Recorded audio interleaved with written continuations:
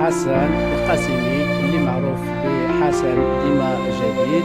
انا هو مول المحل اللي في برانس اللي شافوا الناس كامل ديك الزيت اللي جات المنسى دارتها.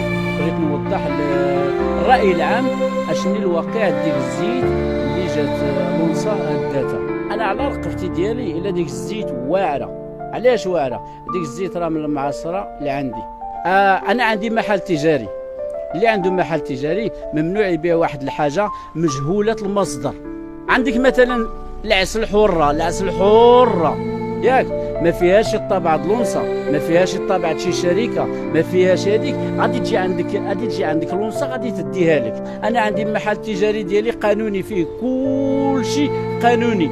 جاو لعندي جبروا عندي السلعه كامله قانونيه، كامله السلعه، ما عندي شي بريمي، ما عندي شي السلعه عندي نقيه، والسلعه عندي منزله كما بغات تنزلوا. الديفو اللي عندي هو الزيت جبته ديال المعصره اللي عندي. ما عنديش الحق نبيع الزيت ديال مجهوله المصدر.